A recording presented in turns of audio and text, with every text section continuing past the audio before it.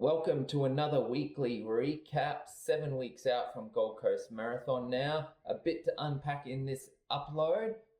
We cover off 8 days worth of training. Good session, good long run. Overall, great week. Really happy with how it's played out. Stick around right through to the end. It is a little bit longer, but I do share some good insights as to what's happening and how I'm approaching my training. As always, like, comment, subscribe, and enjoy.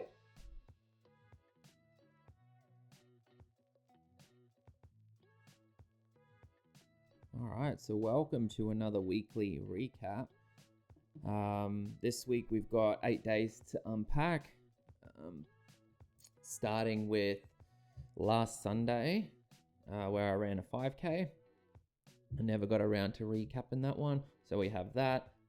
Plus the week that's just gone as well. So we've got 8 days to work through here, so we can jump straight in, I think. So last Sunday morning, Tannum 5K, we drove down quite early. Cheryl's race started about 6:30, whereas my 5K was starting about 8, so we had an early start down. So starting with the warm-up here, 20 minutes warm up, 4:44 average.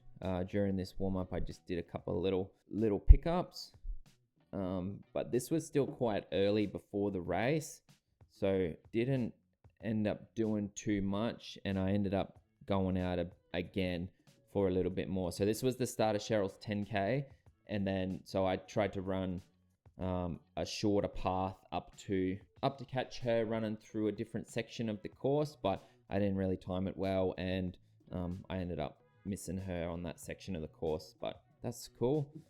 So I did warm up, 20 minutes, 4:44 average, and then about 20 minutes before the race I went out again for another 8 minutes, 4:53 average with the race shoes on.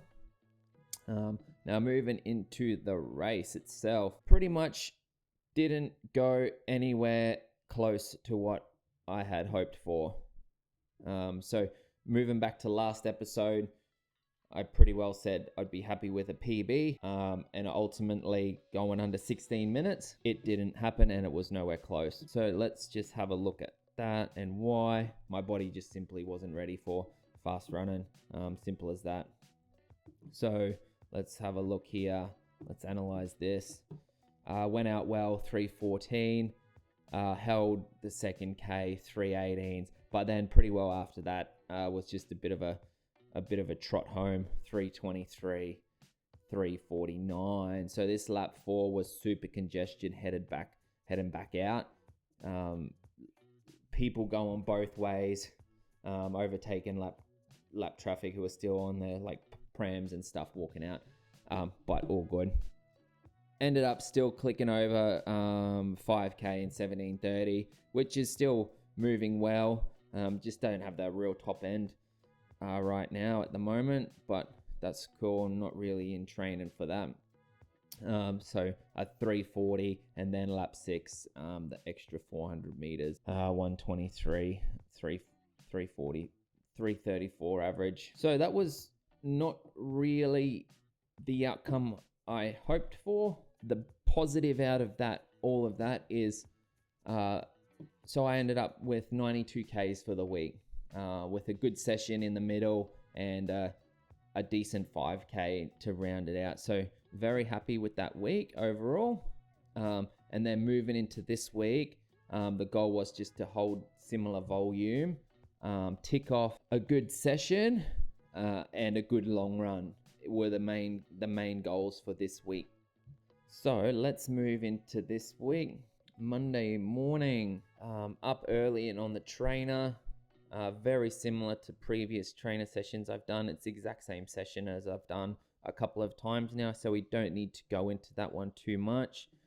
43 minutes, normalized power 184, average heart rate 126. Get the legs moving for the day after a solid week and a good solid run the day before. Monday afternoon was programmed to go into the gym, though I flagged that one. And I actually think just moving forward from here through the rest of the marathon prep, I probably won't get into the gym too much. It's kind of a bit, what's the word? Like, I'm kind of only doing recovery stuff in the gym anyway. And it's all stuff I can just do at home, no problem. So I didn't end up in the gym, and kind of just had the afternoon off completely. Wasn't sore, actually pulled up really well from the 5K, wasn't sore, but just kind of wanted an afternoon off. Yeah, I knew I had a big week ahead of me, so that was kind of my afternoon for just hanging out and kind of just getting on top of things for the week. Since I was away on the Sunday morning, just organizing myself to get through this week. And it's like, that's what needs to happen when you start doing these bigger weeks. Planning ahead becomes so much more important. So planning your training out, planning your meals out, just planning workout, just making sure everything's all sorted for the week, because you just can't, I can't anyway, like I need to be organized. I can't seem to be able to just go with the flow when I'm trying to do this kind of training.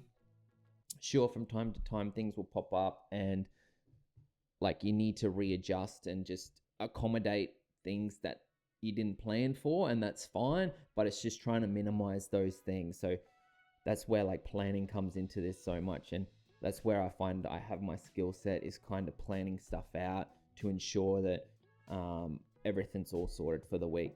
So that's what I kind of did on Monday afternoon. I took that time just to sort myself out for the week. Tuesday morning, TT Tuesday bunch again. You know the drill by now. If you're a couple of weeks into this this series, you'll understand and you'll know why I'll be doing this one. If you're new, head back and watch the last couple of weeks and you'll be able to see. So let's analyze this sucker. I rode my road bike this week and I noticed a drastic change in effort compared to riding my TT bike, but that was good. In addition to that, it was only a small bunch. The temperature dropped massively over those couple of days. So I think we're in single digits for this ride. And that tends to keep people away when it's just a bit of a cold snap. So I've realized over the last couple of episodes, I don't really have all my data on these graphs here. So let's throw heart rate on there as well. And I think that's all that will really be relevant. We got power, we got heart rate. I don't think there's any need for any more. So lap 1, 26 minutes, ride from home to work and then across to the bunch. 26 minutes, average heart rate 126 and average power 165. Lap 2, bunchy, just 3 of us today, so it meant a little bit more work, but that's cool. So lap 2, hour and 2 minutes 25 seconds, average power 228, average speed 35, average heart rate 149, normalized power 237. So yeah, it was not as quick, though much more solid. And from memory, I felt pretty rubbish on this ride. I didn't feel awesome at all. So each of my turns on the front were just felt heavy and a bit yuck. I think from memory, I don't quite believe this heart rate, purely because of these spikes here. You can see that spikes up 173. From memory, I feel like I had heart rate issues early on this ride. Heart rate monitor issues, not my heart rate being an issue. And I think it only kind of settled itself through the ride a bit. You can see there's another spike here, 171. I just don't think that that's right considering how cold it was. So I'm not going to really pay too much attention to that heart rate value. 149 average for that hour seems too high. Lap 3, easy cool down, 13 minutes. Average power 162. So the entire workout, average heart rate 142. I think that was just a bit too high. Not quite accurate. You can see here at the start of my ride, it's just flatlined at 123, doesn't budge at all, and then spikes to 166 just right into work, which is not true. So we can flag that heart rate file, but tough ride. So that fatigue from the weekend may have still just been in there a little bit. I wasn't sore, but just felt a little bit flat, and trying to bring the power up on this ride was a bit difficult. All right, moving on to Tuesday afternoon, ride home from work, then 30 minute jog, 6.06k, 502 average heart rate 128. From memory, was just out from home, down through the park and back. Yep, nice and easy. Nothing really to look at on that one. So just starting to build the run mileage for the week. 6K is easy. All right, Wednesday morning. So there's a bit to unpack on this one. 3x5K. Key marathon session number 1. Let's crack into this. Nice early start. So the planned values for this was 3 times 5K at marathon pace. So 2K warm up, 3 times 5K at goal marathon pace, with 4 minutes easy jog between, and then a 1K cool down. Lap 1, warm up, 14:46. Ended up with at 5:01 average, so 14 minutes, 2.94K. 5:01 average heart rate 123. Now it was cold on Wednesday morning. The temperature just completely dropped within a couple of days, and we were well into single digits doing this session. So I had gloves on to start with. So it did take a little bit to get warmed up, but once you're warmed up in those cold temperatures, running in those cold, dry environments, is just that nothing beats it. It's just too good. So a nice warm up. Then we just took a few minutes to limber up a little bit more, quick stretch, before banging into these efforts. Now I was doing 3 5Ks. Ashley was going to do 2 at his half marathon pace. We started our efforts together, though we just ran our own paces for each of these efforts. So my target goal marathon pace is between 3:50 and 4 minutes per K.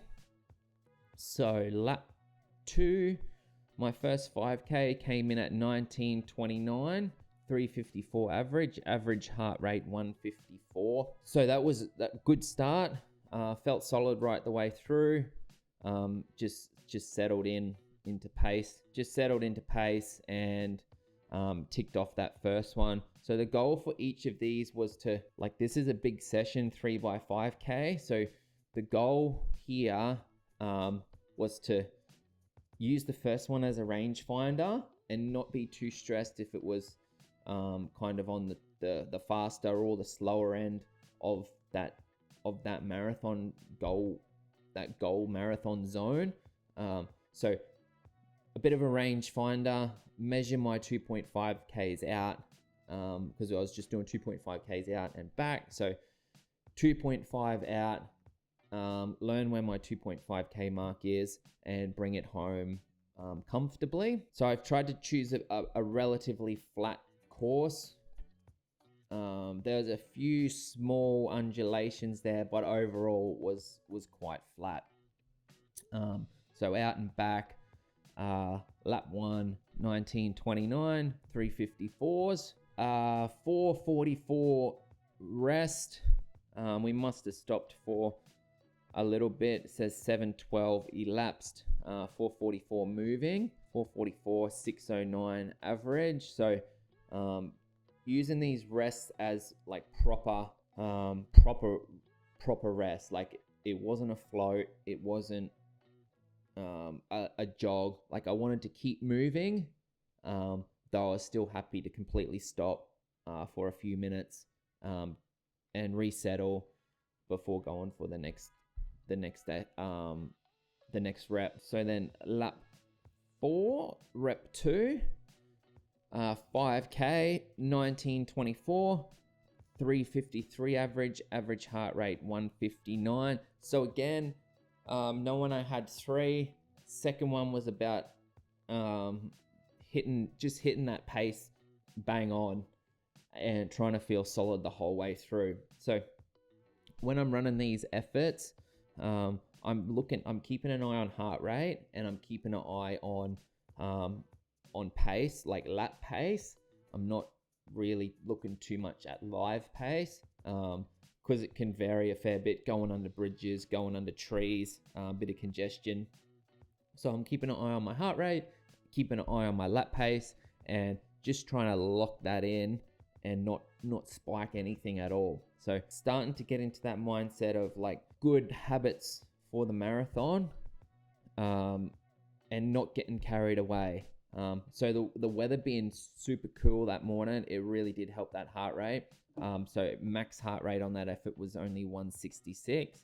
So that's like bang on marathon heart rate for me.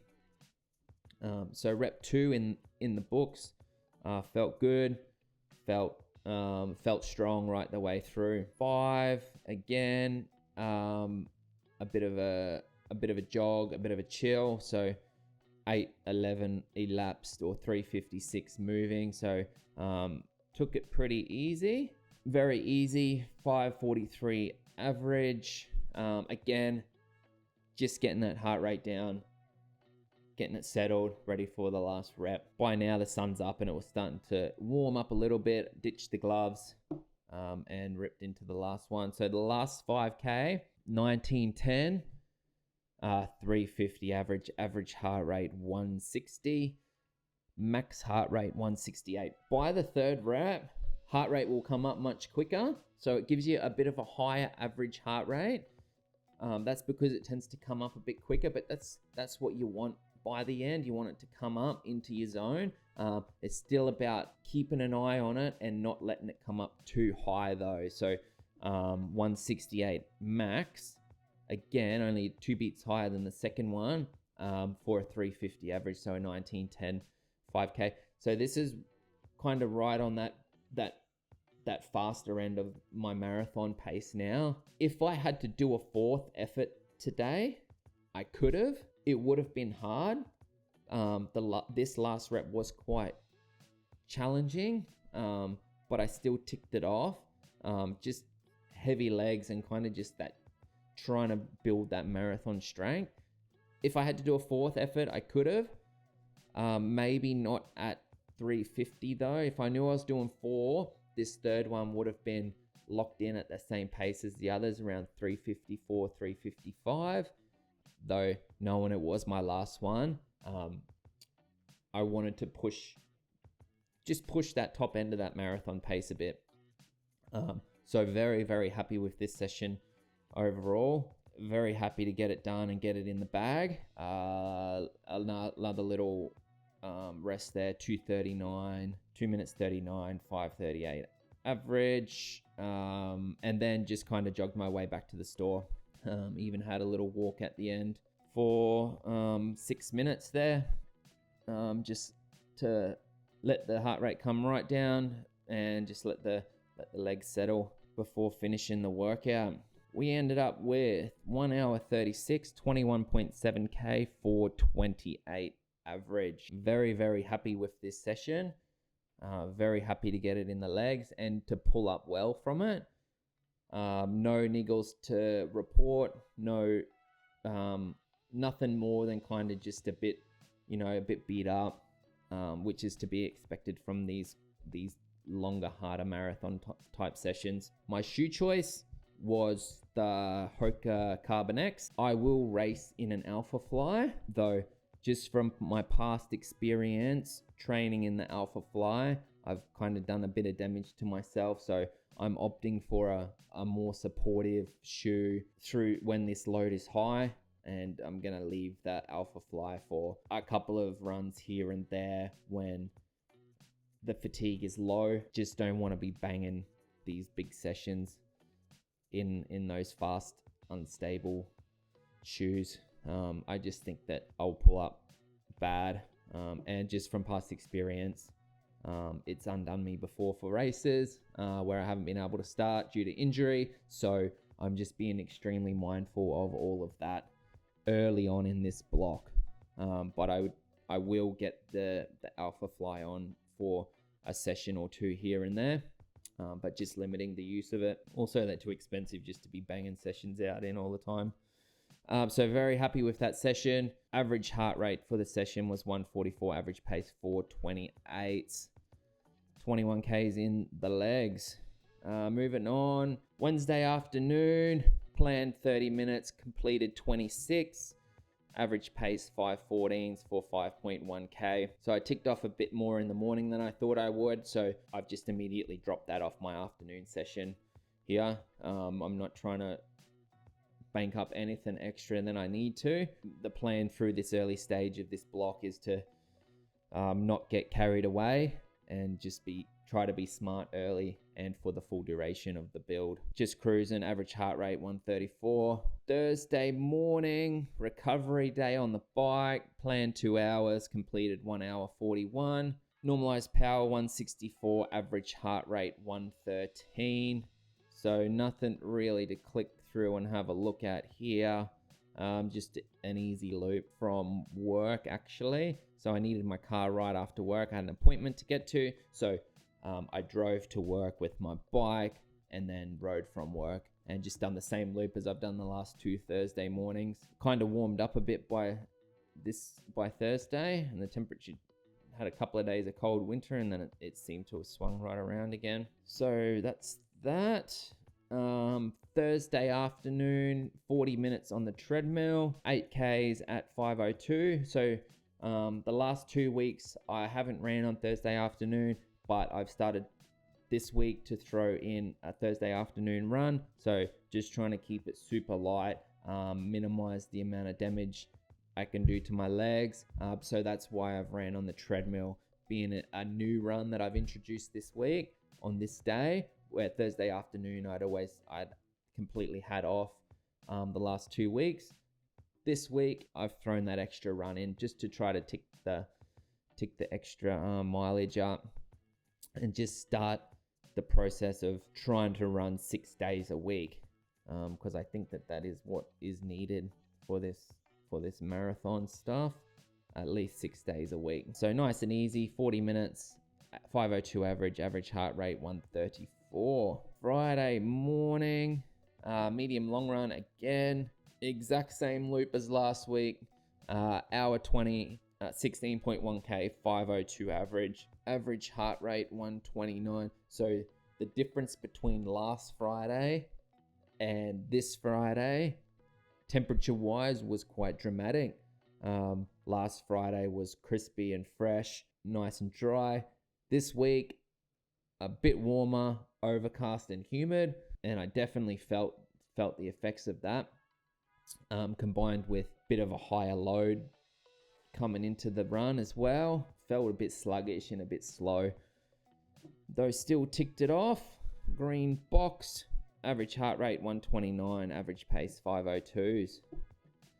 Money in the bank. Friday afternoon, flagged the gym again. Like I said earlier, I'm starting to lose a bit of that focus for the gym at the moment. I need to be just doing some recovery stuff at home instead. Saturday morning, so yesterday morning, 3 to 4 hours on the bike planned, completed 3 hours 36, normalized power 155, average heart rate 110. So I decided kind of a day before or 2 days before I went out for this ride, I needed to do the volume, and I just wanted it to be super easy I've ended up doing this completely fasted this session, 3.5 hours. So just barely pushing the pedals at all. 155 normalized power, average heart rate 110. Just wanted to build some, put a longer session in with minimal intensity. I like to do that every now and again. I feel like it just tops up,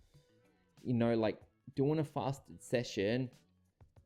You kind of just have to use a different energy source, and it's good to just remind your body on how to use that energy source. So if you're always trained and fueled for long periods, like long term, I don't really think that that's gonna be super positive, because you're always just relying on the carbohydrates to be entering into your system to continue to fuel. And I feel like you're gonna bonk more often. It actually gets tough. But if you can teach your body to use different energy sources when you need to use that in a race, I feel like it's going to be available for you, and your body's going to know how to actually use it. Like, I'm no scientist or whatever, but like, this is just from experience. I seem to come up nicely from doing a nice long fasted session, and then moving on to today's long run. Like, even doing that yesterday, I didn't feel flat today, and I felt good for the long run today.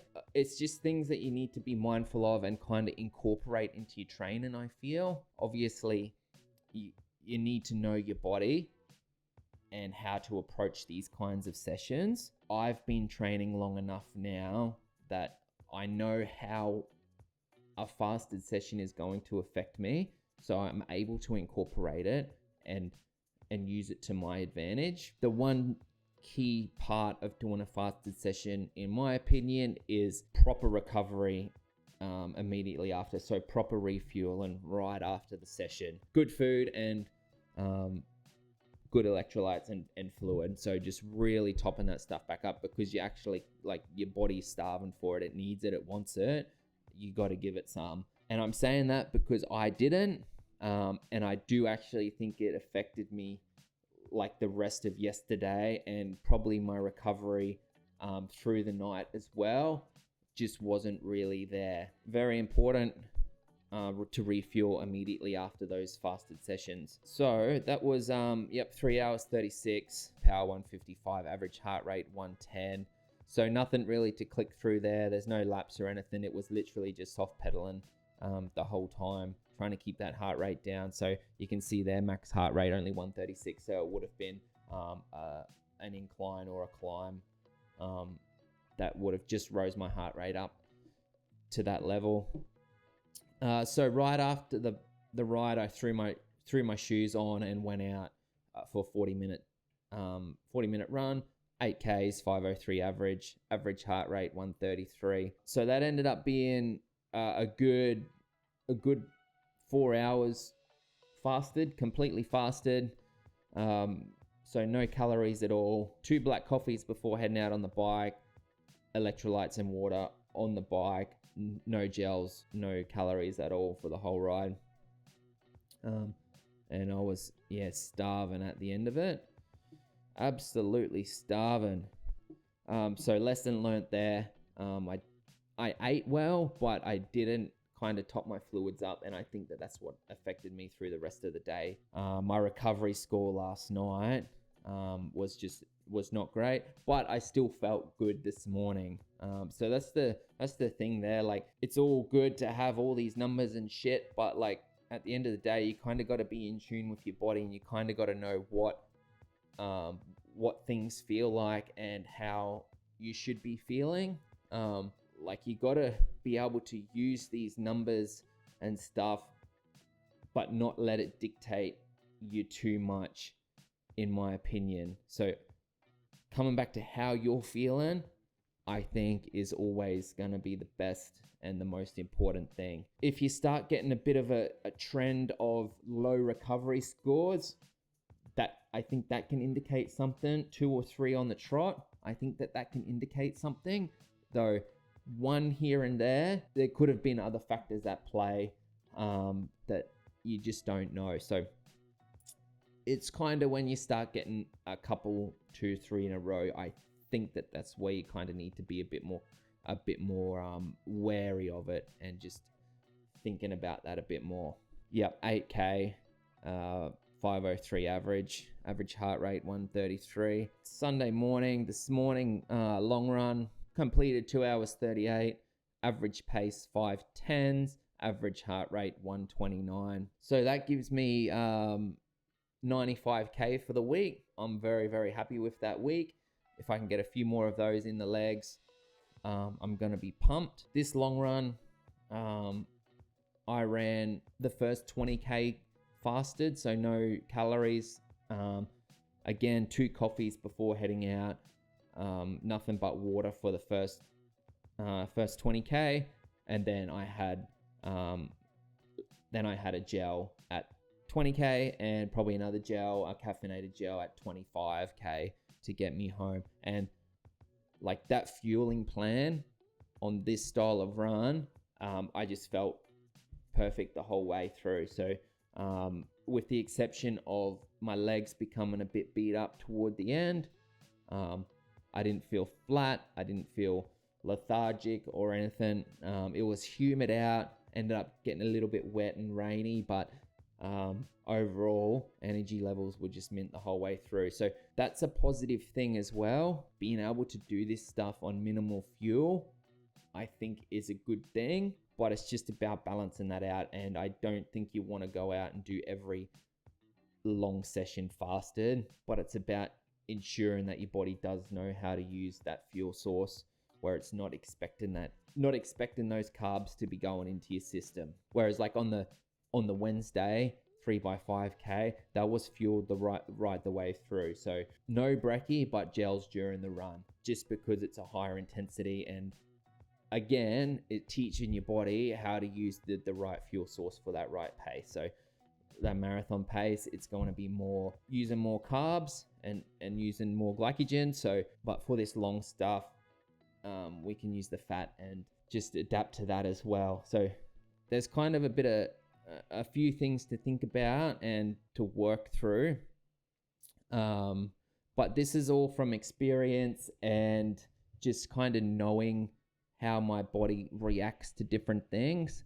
And like, that's something that like only I will ever really understand within myself, is how I feel on different fuel sources and how I feel doing different kinds of sessions like that. And that's why I've been able to that's why I've gone to coaching myself, is because I feel like only I understand my body completely.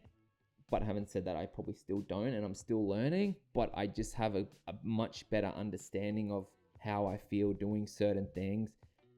And it's also allowing me to adjust things on the fly when I need to. So that's something I've fallen into the trap in the past, is when I've been a coached athlete, I've kind of just continued to try to tick the sessions off, even if